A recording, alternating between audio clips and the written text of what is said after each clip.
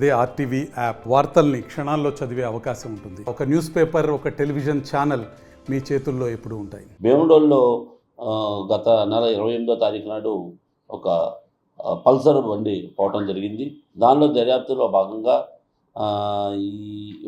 ఈ పోగొట్టుకున్నటువంటి బండి పోగొట్టుకున్నటువంటి రామచంద్రరావు అనే అతను ఫిర్యాదు మేరకు దర్యాప్తు చేస్తుంటే అతను పల్సర్ బైక్ మీద చేస్తున్నప్పుడు భీమడోలకు చెందినటువంటి పాత దొంగ నేరస్తుడైనటువంటి రాజు ఎలియాస్ సాంసోను, వాసే రాజు ఎలియాస్ సాంసోను అనే అతనితో పాటు అతను ఎర్రంశెట్టి పవన్ అనేవాడితోటి కలిసి నేరాలు చేస్తున్నట్టుగా తేలింది.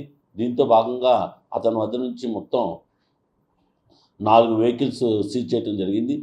అతను ఇంట్రాగేట్ చేస్తుంటే అతను దాంతోపాటుగా మనం ఏలూరులో 6/2/2025 తారీఖు నాడు గొలుసు దొంగతనం జరిగింది. ముసలమ్మ మేడలో గొలుసు దొంగతనం చేశారు.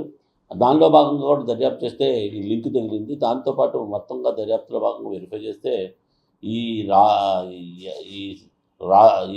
రాజు ఎలియాస్ సాంసోను, అదేవిధంగా ఎర్రంశెట్టి పవను వీళ్ళిద్దరూ కలిసి తన వెహికల్ పైన వచ్చి గంగానం గుడి వీధిలో ఉన్నటువంటి ఈ ముసలమ్మ మేడలో గొలుసు లాక్కొని పోవడం కూడా జరిగింది. సో వెంటనే మా దర్యాప్తు బృందాలన్నీ కూడా సాంకేతిక పరిజ్ఞానం ద్వారా మరియు పాత ముద్దాయి అవటం వలన అతను కదలికల మీద అనుమానంతో ఈ దర్యాప్తు చేయడం జరిగింది. దర్యాప్తులో భాగంగా వాళ్ళు ఒప్పుకోవడం కూడా జరిగింది. దానిలో భాగంగానే ఈ శాంసోన్ అనే అతను చైన్ స్నాచింగ్ చేయడం జరిగింది. ఆ చైన్ స్నాచింగ్ చేసినటువంటి ఏదైతే చైన్ ఉందో దాన్ని ముత్తూట్ ఫైనాన్స్లో తాకట్టు పెట్టడం కూడా జరిగింది. ఈరోజు అతని మీద ఉన్న ఇన్ఫర్మేషన్ మీద మన భీమడోల్ సిఐ గారు మరియు భీమడోల్ ఎస్ఐ గారు వాళ్ళ సిబ్బందితో వెళ్ళి పట్టుకోవడం జరిగింది. అతనితో పాటు ఏదైతే చైన్ స్నాచింగ్ చేసినటువంటి బండి మీద వచ్చారో ఆ బండిని రికవర్ చేయడంతో పాటు మరలా గట్టిగా అతను ప్రశ్నిస్తే ఈ మిగతా ఏదైతే దర్యాప్తులో భాగంగా పల్సర్ బండి షెడ్లో పెట్టుంటే పగలగొట్టి తీసుకెళ్ళిపోయారో దాన్ని, అదేవిధంగా ఇంకా మిగతా 3 బండ్లను కూడా స్వాధీనపరుచుకొని ముద్దాయిల్ని అరెస్ట్ చేయడం జరిగింది.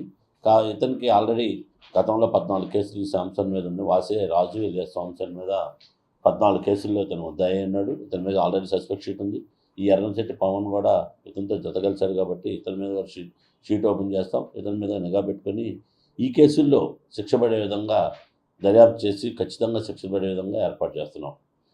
కాబట్టి అందరికి కూడా చెప్పేది ఏంటంటే మీరు అప్రమత్తంగా ఉండి సీసీ కెమెరాలు, అదేవిధంగా ఏదైనా అనుమానం ఉంటే 112 కాల్ చేయాల్సిందిగా విజ్ఞప్తి చేస్తున్నాం. Thank you. మరిన్ని వీడియోస్ కోసం ఛానల్ ని సబ్స్క్రైబ్ చేయండి. లేటెస్ట్ అప్డేట్స్ కోసం వాట్సాప్ ఛానల్ ని ఫాలో అవ్వండి. ఆ లింక్ డిస్క్రిప్షన్ లో ఉంది.